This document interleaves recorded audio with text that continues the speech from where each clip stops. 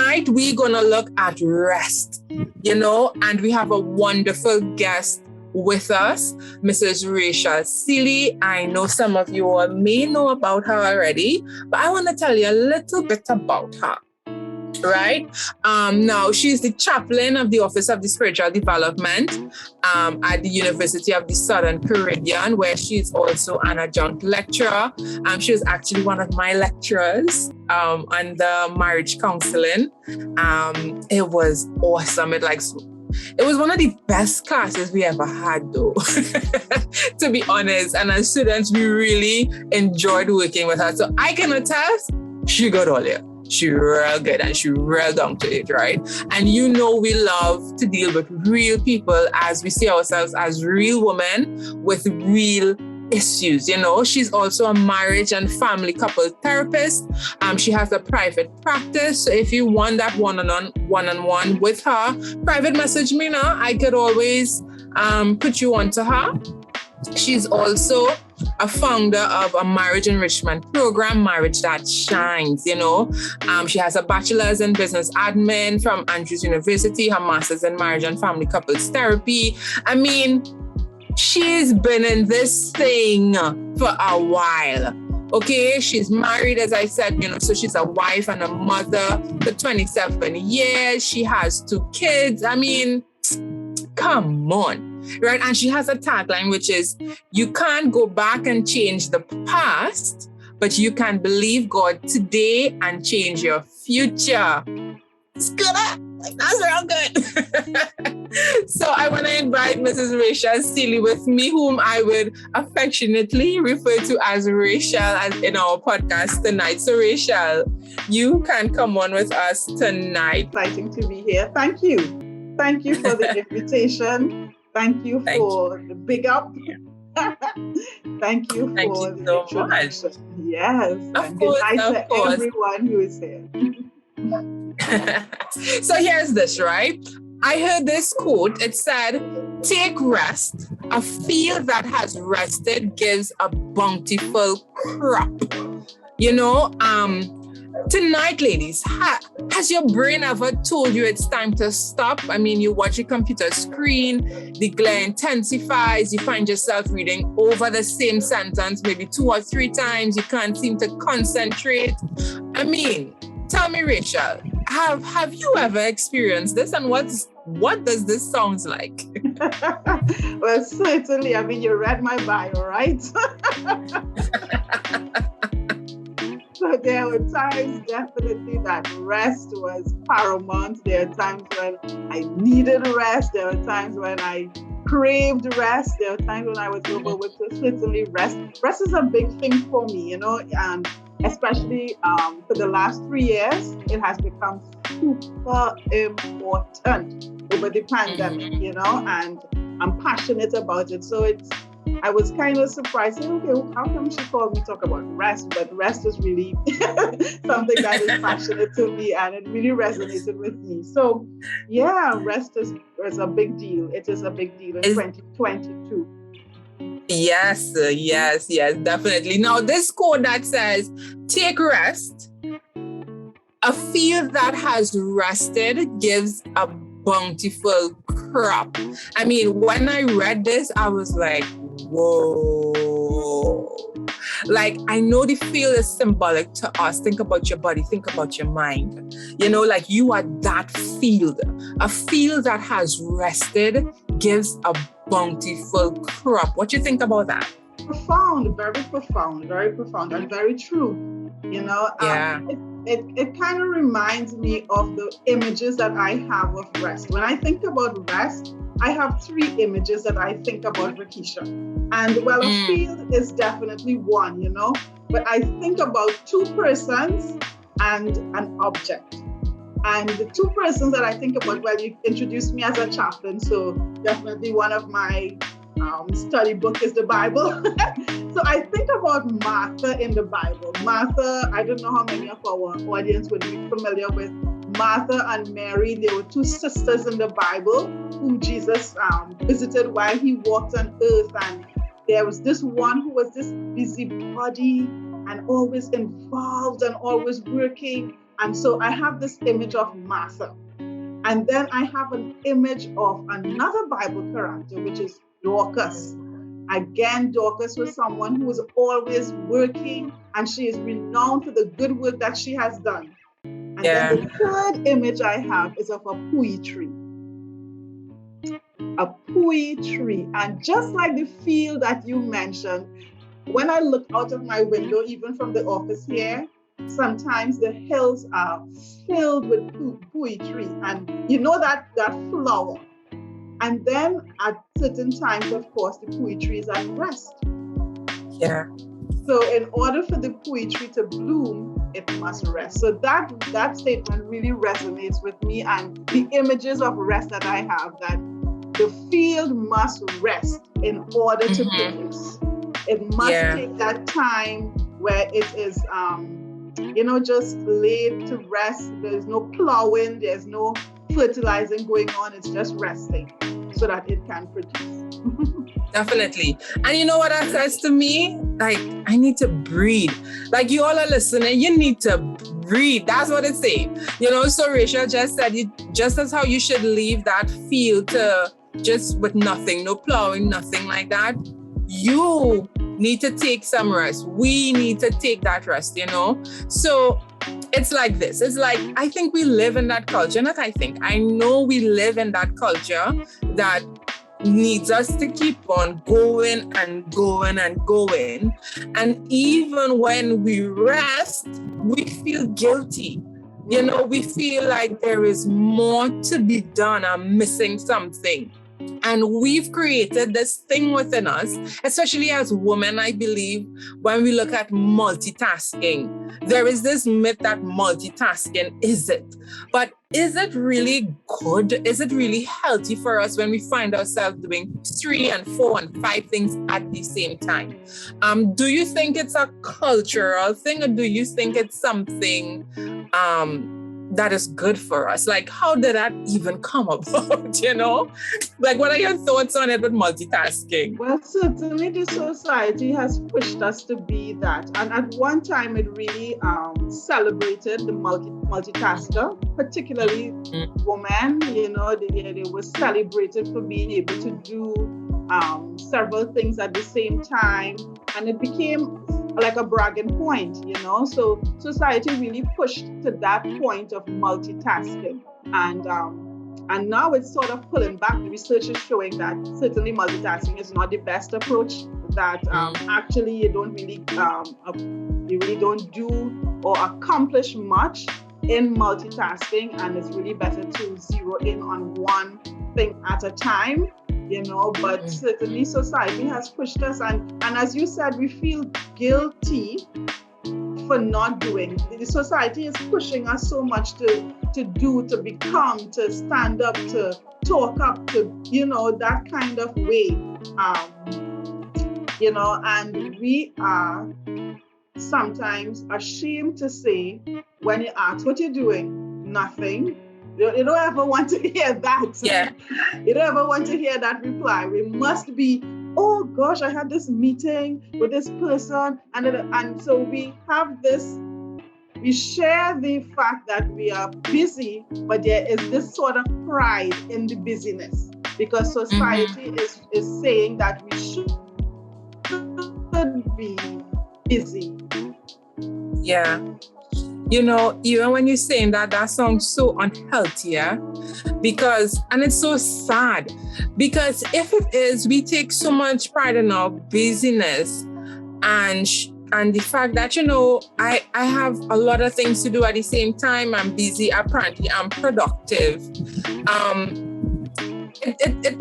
It makes you think that there is something else must be going on, or where did we even get that from? And to think that that's just one aspect of us as women, of our nature, of people on the whole. What else have we been told or shown that necessarily may not be the right thing? So that's kind of a thing for me, but it's just a personal thing. But as we continue, as you were talking about, like, as you were talking about research on naps and meditation and nature walk shown that athletes reveal how mental breaks increase productivity. What do you think about that?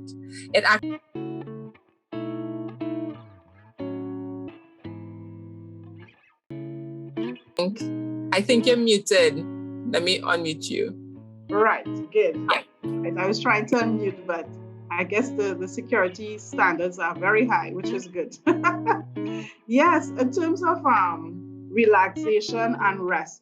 Well, first, I think it would be, I guess everybody would probably know what we talk about when we say rest, when we talk about relaxation. But rest and relaxation activities would be any sort of activity that we would use to take a break from any physical, mental, or emotional stress that we are experiencing. And that rest can be active or it can be inactive. So it can be as simple as, let's say, taking a walk. So that would be an active rest. So you actually engage in an activity, you probably engage in some studies, and you just take a break and you go outside and you look at the sky. That would be your rest. Or it can be an inactive rest, and where you actually just pause and take a deep breath, wherever you are, just pausing in that moment. So rest could be active or it could be inactive. And research is showing that certainly these kinds of practices do have a meaningful impact on our mental health. The research is out there that is showing that we have so much to gain when we do take these rests and when we engage in relaxation practices. As I said, as walking outside, sometimes just hugging someone, that's one of the things I missed during this pandemic. Sometimes I remember working in my office and a student would pass by, just give them a hug, and that is in itself a little break. And all of these activities really boost our mental capacity. It makes us better at what we do. It creates that juice, that creativity, that mindset that we can do more when we take these mental breaks, when we take these relaxation practices seriously. Yeah. Even when you're talking about that, I'm like, how does social media make us feel so tired? And I can attest to that when I came off of social media, because I'm like, I don't have time for this, and then you said, let me tell you something. Because even in our relaxation practices, social media is robbing us, because you have to film it, you have to edit it, you're TikToking it, you're posting it, you're liking it, you're following it. I saw somebody recently on Facebook posting a picture of their Bible and they're in a kind of reclining position and they're saying, okay, me at rest or me meditating. And I'm like, if you have time to take a picture, if you have time to film it, if you have time to edit it, you're not at rest, sweetheart. So social media is robbing us. I mean, even me, I'm not lying. Sometimes eating your food, your food's supposed to be a relaxation, a time away, and you're busy taking picture, you're editing it, you're turning the plate. What rest we have, Verkisha? It's true. And then there is something that we do. We fall asleep. I mean, something as simple as falling asleep with the phone under your pillow, or falling asleep without it being on airplane mode. That robs you of a proper rest. Have you ever, ladies, slept with the pillow next to you, slept with your phone? Of course you slept with your pillow next to you, right? But you slept with the phone next to you, and then you woke up feeling so groggy on a morning. It's because of the phone. So when you have your rest periods like that, you have to ensure that your phone is away from you. Put it on the table or something like that. But I'm asking you, Rachel, tell me, why is rest now? I mean, we kind of talk about it, but why is rest so important for our mental health?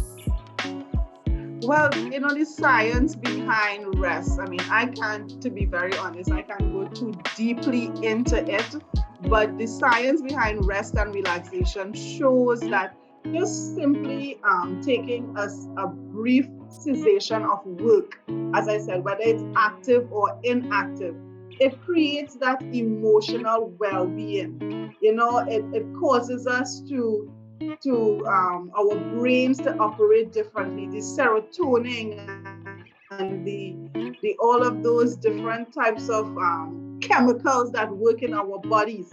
It produces our good mood. It improves our mood and it calms us down. It causes it even shows that it can help with reducing blood pressure, removing pain. All of those things. All of the circular system, the vascular system that we operate with. Rest improves all of that. It improves the immune system. So we feel good and we look good too. I mean, all of that. But the rest in itself, those practices like deep breathing, going for a walk, even petting your pet, whether it's a dog, whether it's a cat, whatever, playing with your pet improves your mood, gives you that positive mood as opposed to the negative mood such as anxiety, depression, anger, all of that. When we are stressed, those are the things that manifest itself. When we take a break, when we relax, when we calm ourselves, when we breathe, we're able to think clearly, and it produces that good feeling within us to improve our mood and to fight whatever it is that we are dealing with in the moment. Definitely. A well-rested mind, as you said before, breeds productivity, and if you're not resting your mind, if you're not resting your body, how can you be of service to anyone else? You can't continue being that woman who keeps going and going and going and going all the time. Ladies, we have to find that time to take rest. It is important for our mental health. So no more thinking that if you don't do 2 or 3 activities or tasks at the same time, that you are, you're not being productive or anything like that. And don't let anyone make you feel guilty. You could decide that I do not want to take this call because this call may upset my resting period. The things that may affect you, So we really want you to set boundaries against your rest period. That is so important. We allow so many persons to penetrate our boundaries and our safe space. But tonight we want to encourage you to continue making your safe space safe. You know what I mean? So tell me, Rachel, is there a difference between sleep and rest? Because we kind of like using it interchangeably. Is there a difference? Yes, actually. When we talk about rest, sleep, and I use the word relaxation, practices. So those are 3 similar words that sort of speak to this activity that we are talking about, and where we break from the stressful things that we are dealing with. And that is what we are really talking about. And you would know what are the challenges in your life. You would know when you are stressed. You would know when you need a break. All right. And as we are saying, it is important to do that because you would not be able to function without that. Now, rest is really, as I say, like a cessation from doing that particular activity, from being involved in that, whether it's exertion, physical exertion, whether it's a mental stress that you're going through at that time. And so it's a cessation of it. It's almost like you're stopping, whether actively or inactively, from that activity. But you are still conscious of what is happening around you. You are still aware of life, all right, around you.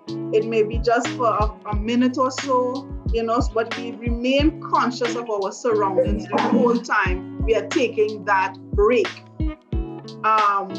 Sleep, however, is different in where we actually, when we sleep right, when we sleep well, when we have that good sleep, we are totally unconscious of our surroundings. All right, so that is the difference there. One is a break from an activity, but very, very much aware of what is happening, and the other is a total unconsciousness. And I have to tell you, as I get older, sleep is such a miracle thing to me because we are so unconscious of what is happening. And then we awake in the morning, it's only God. So sleep is that part of, that activity and where there is total unconsciousness of what is happening around us. Yeah. Definitely. But while you were just talking about rest, right? As I thought about relationships, I've said it myself, and I heard women said, I'm taking a rest from relationships. Don't want any man right now. I'm taking a break.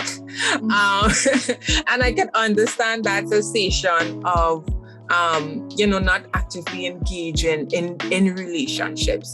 So definitely rest is important, not just as we're talking about our bodies and productivity, but we can also see that transition in itself into relationships. You would know, okay, this is I need to regroup, and essentially I believe that that is what rest allows us to do. Regroup and reflect as well. And like relationships, not just with, a romantic interest, but also a relationship with God.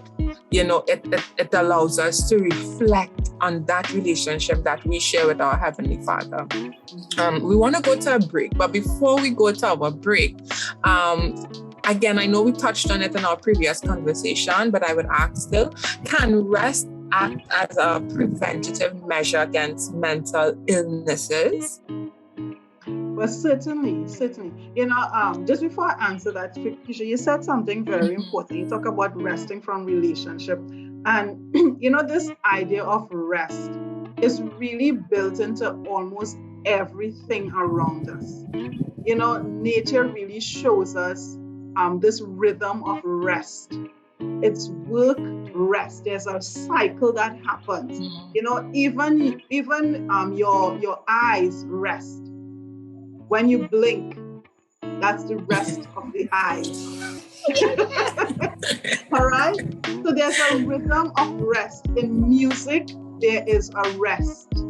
In your eating pattern, there is a rest. You don't eat all day, So rest is really such a built-in pattern that some people may beg to differ with that not eating whole day thing. Oh gosh. But yes. No, only cows graze all day. Hello, we are not cows. The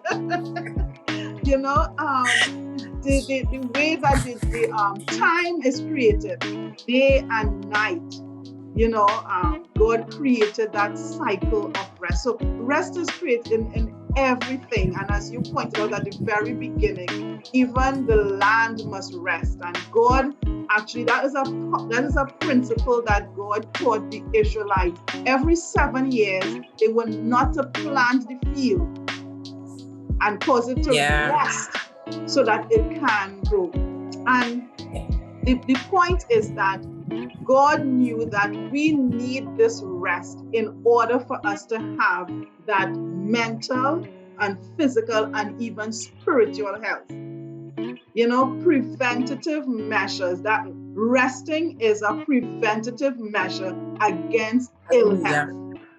Against ill health. And so if you are experiencing good health right now, those who are in the room and who are listening, resting and purposely building that into your routine is a preventative measure against mental health issues, against, stress in itself. We know the effects and the ill effects of stress. And that is what all of the diseases that we are talking about, high blood pressure, which I do have. Sometimes it comes through family lines and stuff. But all of those lifestyle diseases sometimes come about because we are not resting well. We are not following, these principles. So rest is a preventative measure. And, as I talked about the creative cycle, at the end of the creative cycle, God rested. And I guess we would talk a little bit about you will when we come back from the break. We will talk about that. But I think the point is that you are not being creative or cannot be creative until you rest. You understand that at the end of each day, God rested. And then at the end of the week, he rested. And that creative cycle, so in order for us to be creative, we have to rest. And so I believe that it is very, very, very important for preventing all sorts of mental and physical ills. I don't know if you have any personal stories that you can share with us as well, Rachel, but for me, I remember one point I was working in the bank at the time and I was going to school doing my bachelor's. But it was so I was going and going and going nonstop, and I knew I didn't get the cold or anything, but I started to feel feverish. And when I came home, I felt this heat in my head. And I don't know if you ladies ever felt that, this heat and heaviness in my head. And when I looked in the mirror, my eyes were bloodshot red. They were red. And I already am like, okay, no work tomorrow. I have chills, it's fever, I have to be with hot water. But when I went to bed, I rested, like I slept though. And I just forgot about everything. I didn't do any homework or anything like that. But when I woke up in the morning, I was like brand new, like nothing ever happened to me. And it struck me then that you need to rest. You cannot keep pushing yourself. And last week when we had our workshop, we had Onella Dean with us. She's a counselor, and she was just talking about how, as a woman, we think of ourselves as a strong woman because we always need to be going and doing all these things that we were talking about before, multitasking, and we feeling so productive. However, there's a difference between the strong woman and a well woman. And as we refer to the well woman, we could incorporate a well woman incorporates rest into her schedule. Yeah. After rest, Yeah. I don't know if you have any personal stories about that. Well, I'll share how I react when I'm unrested. But when we are, as you spoke about that stress or that heavy schedule that you were under, think about us being, that's what life is like. We are balancing a lot, sometimes just traveling from your home to school or traveling from home to work, getting the kids ready on morning. Life is really stressful. And when we are stressed, there is that adrenaline that comes through us. And the body responds, as you know, they have these three responses: flight, fright, or freeze. And so those are the three emotions that really rushes through us when we are overwhelmed, when we are stressed, when our schedule is full. And so imagine your body being under that kind of emotion, that adrenaline pumping through you all the time. That is where the sickness comes. That is where the stress comes in. Now, when we rest, when we break from that activity, whether it's active or inactive, we allow that adrenaline to reduce, to subside, and we are able to produce what is the cortisol, as they say, the happy mood feeling, that causes the body now to go back into a mode where it can produce, where it can think, where it can create. So that is where what really happens in us when we don't rest and when we are overwhelmed by stress. And so it really is important. Now, when I am overwhelmed, I have to say that my response is usually one of anger. I'm very snarly. Oh, yeah. I'm very, I just want to like lash out, that's how I respond. And so I'm always very conscious of that, very careful, I do a lot of self-talk so not allow myself, because then I would end up alienating everybody. So Yeah. I have to be careful, because when you're overstressed, there's this energy in you that is producing, that is either, just get it done and, just to get things done, and you're either fighting or flying or, you're freezing, whatever it is. Freezing, yeah, for some people. You can't think, you can't function, nothing coming to you. You ask you to write down. You're shut down. You're shut down. Exactly. And so that is what, and everybody experiences it differently. So you have to know what your response is and know when it is coming on, so that you can listen. I need a break. I need to go eat something, or I need to walk outside. I need to, And for married persons, I don't know how many people in the chat are married. Sometimes we end up in silly arguments with our spouse because we are stressed, because we haven't rested.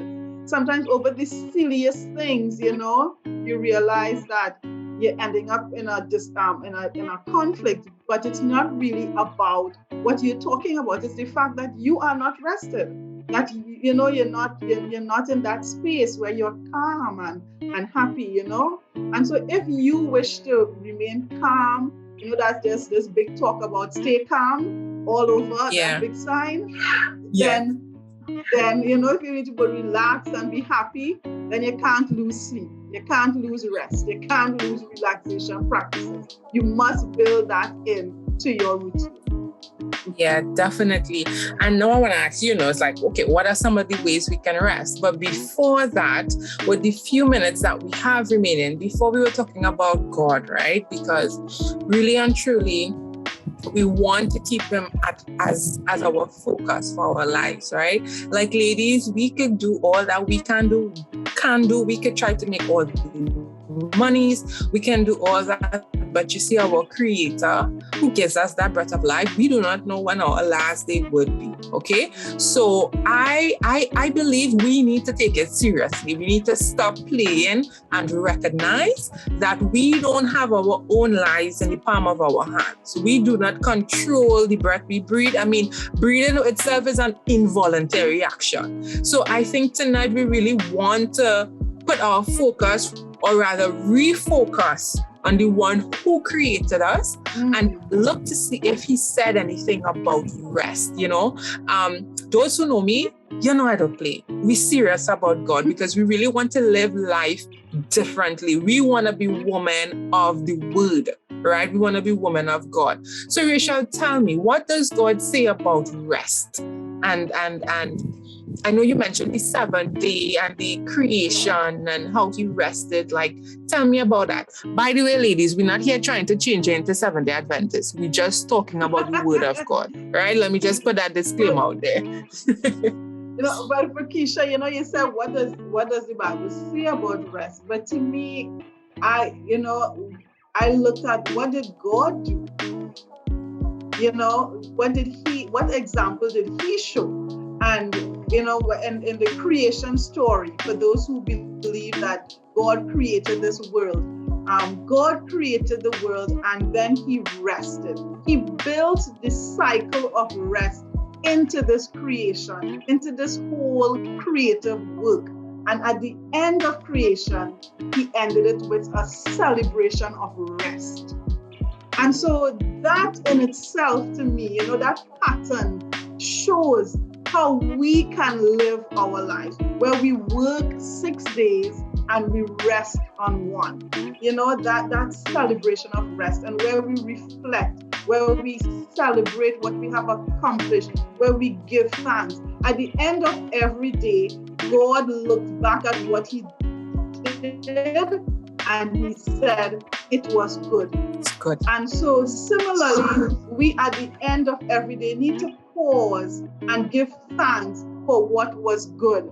And even for what wasn't good, we need to reflect on it. And then at the end of the week, according to the Bible and according to what we believe, that God rested on the seventh day. He blessed the seventh day and he sanctified it as a day where we can just rest. The book of Hebrews 9 says there remains a rest for the people of God. And it shows where he entered into his rest. He ceased from his work that he had made. And so that's a very good example. He did not only speak it, but he exemplified it. And so many times, Verkisha, we are here as counselors talking about things sometimes that we don't even do. You know what I'm saying? Sometimes we have to, we are not so good at doing some of the things that we tell people to do. But here is God exemplifying this rest. Everything, as I said at the beginning, has a cycle of rest. Even your heartbeat has a rest. And God created this cycle of rest for us so that we can be mentally well, we can be physically well, we can be spiritually well. And that rest for us who believe in the Sabbath day is on Saturday, and we rest on that day. It's a wonderful, wonderful day where Verkisha, when Friday comes. I lock off and all. What that feels like. And we're talking about rest and sleep. Girl, it don't have no sleep like a sleep on a Saturday. If I can just find an hour between church services, that sleep just be so sweet. Yeah, and it's a weird thing too, because the whole world's still running like a normal day on a Saturday, right? And of course, you have your friends. Oh no, wait, we can't actually do this because Saturday off, ting. But it's really a beautiful thing. And those who listen in, like the reason why, again, like Risha would say, we celebrate the Saturday, the seventh day, it's not because we, it's not an arbitrary day. It's just us recognizing that God indeed built it in, and is the only commandment that said, remember, and apparently everybody just forget. And it wasn't changed. Nowhere in the Bible it was changed. And it's such a beautiful thing that we can see our Creator would indeed care about our mental, emotional, and physical health and etch that into the very fabric of creation, signifying that us too supposed to follow through and rest. So it's like, why would we want to follow or everything else that Jesus did, etc.? I mean, he did keep the Sabbath. He did, and I think it's because they don't understand what the rest means. They think it's more like a burden, but it's actually one of liberation. It's where you go out and do the things that you couldn't do. We go on nature walks, they go by the beach, you spend time with family, you do all these good things that your 6 days of work you don't really do. But God is so awesome. Yeah. I have a story about a friend, a very good friend of mine who found this day of rest. She visited a family that was observing the Sabbath rest. And she inquired, she said, why do you all do this, And the family showed, well, it's in the Bible, and they showed her the fourth commandment and stuff. And she studied what they said. And then she said, while she was reading that commandment, it was like a light went out, in her. And from that day, when she started resting on the seventh day, everything changed for her. She said it was this unbelievable peace and calm that came over her. And we are talking about the seventh day, but there is another kind of rest, Verkisha. I call it the ultimate rest. Jesus in his word says, come unto me, all ye that are laden and a heavy burden, and I will give you rest. what disturbs our peace, Verkisha, and what is stressful of life is sometimes not so much the things that we are engaged in, but really sometimes the guilt and the sinfulness that ensnares us. And no matter what break we take, we can never get away from that guilt. But Jesus invites us to come to him and to lay down our burden, to lay down our guilt, to lay down our disappointments, to lay down our fears, to lay down our pain, and he will give us a rest that we cannot even imagine. And I call that the ultimate rest, you know? Yeah. I want to recommend that to those who may be listening. I mean, if it's anything you can take away tonight, ladies, is that Jesus gives the ultimate rest. And if you want to experience that ultimate rest, type a 1 in the chat right now, ladies. If you want to experience that ultimate rest, type a 1 in the chat. Definitely, I certainly want to experience that ultimate rest. And it even extends itself beyond this life. You know, we really want to be saved. I mean, we've been through so many things on this earth, the heartbreak, the tears, the cries, but we know once we are saved, when Christ comes back again and, you know, we are with him in that new heaven, in that new earth, there will be no more tears, there will be no more crying, no more death. Come on now. Don't you want to experience that? Oh, come on. That's the ultimate rest, you know? So definitely, and I'm seeing the one, Cheryl, Ria, Avril, Judith, Sophia, Kalisha, Cheryl just had to put another one. Lynn, Aisha, Katrina. Thank you so much. You know, we really want the best for you. And being in the helping profession, we just have that mandate to not cause any harm. You know, so we are not just protected by, you know, the laws and regulations, but also as spiritual women, as women of God, we are definitely operating by a code, you know, and that code is to bring that good thing, you know, to bring truth, to bring the man himself, Christ Jesus, to you, because he ultimately saves, and he gives you that rest. And, you know, some persons may not see it now, they may not understand it now, but Christ in all his mercy always shows you that this is the place you need to be. So don't waste the time. You know, choose him now. Draw into him now. I mean, just find yourself at the foot of the cross. You're tired, you're weary. He is the one that really gives you rest. And I don't know if you have any final words as we wrap up our podcast tonight, Verkisha. Okay, well, it was such an honor to talk about this topic, one that is needed, especially for women. You know, in my practice, I see a lot of women come in and they're weary, they're worn, they're overwhelmed by many things. And, you know, in life, we do have to strive for things. We have to accomplish things. There's purpose and there's plan, but there's also rest. And as you said in the very opening example there, a field cannot produce until it's rest. And for me, as I said, that image of the poetry, think about the poetry, every year it blooms only because it has rested. And Verkisha, I have 7 P's here of how we can take rest. And I just want to quickly say it because we talked about the what, but let's give them about a how. And I have 7 P's. I hope you can remember it. All right, so first we have to prioritize behaviors that promote rest and relaxation. We have to do it. You know, whether it's taking an extra 2 minutes in the shower, whether it's standing in front of your mirror and saying to yourself, I'm fearfully and wonderfully made in all of your naked glory.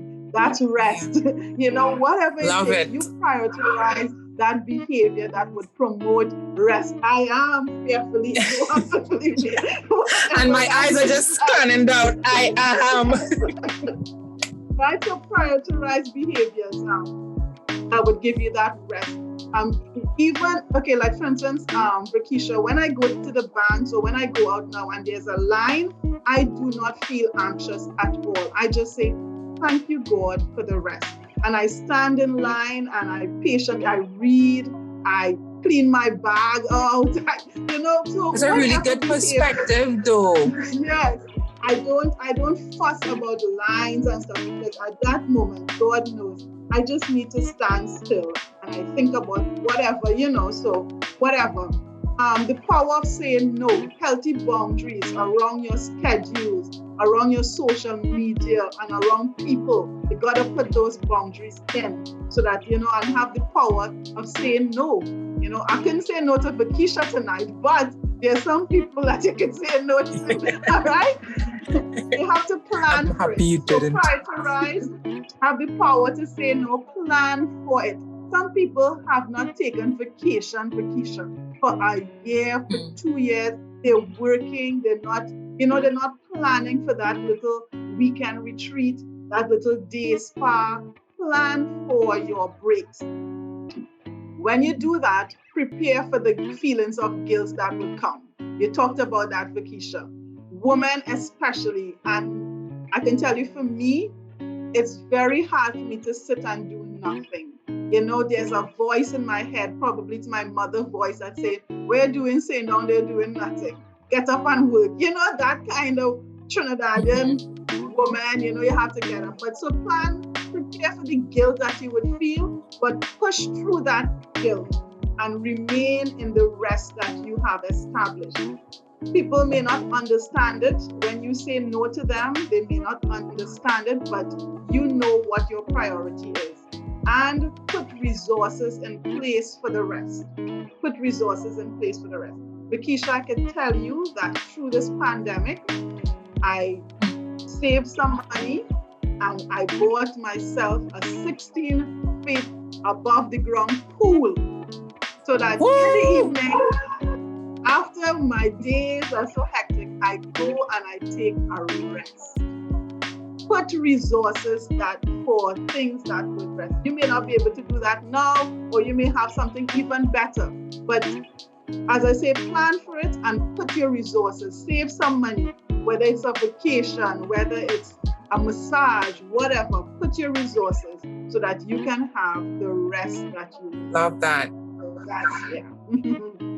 So that's what I want to end That's up 5. That's 5. We have, that was 7 P's. Okay, let me see. Let me make sure. I just want to thank Kalisha so much. Kalisha is updating us with the P's so far. We have prioritized behaviors. Power of saying no. Plan for it. Prepare for the feelings of guilt. People may not understand. Push through the difficulty of resting and put resources in place. Yeah. Okay, yeah. Lovely. Thank you so much. Thank you so much. I mean, these P's though, because she just showed us the how, right? That definitely resonated with me, especially the preparing part, and plan for it. Definitely. I need to consider planning for it. And I love the perspective with the standing in the bank, in the line, and, finding things to do. Use that period for resting. Oh, yes.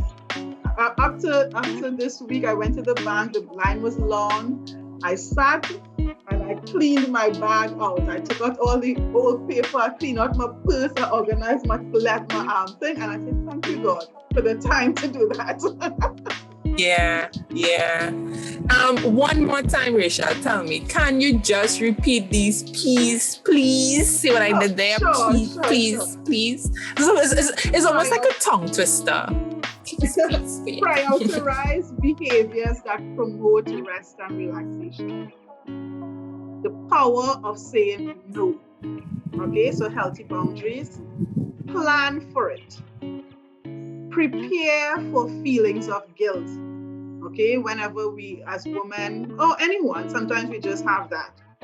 People may not support or understand. Push through the difficulty of resting and put resources in place for the rest. Yeah. Nice. Ladies, I think you got that there, right? Thank you so much. Cheryl was like, hot stone massage soon. I see you, girl. I definitely see you. Khadijah said that was a beautiful perspective because she's like, where do I even get the time from? Again, Rachel, thank you so much for not saying no to me, no to us, right? Yes, I couldn't. And coming on tonight and just sharing your expertise and, sharing your love and sharing your heart. We really appreciate it.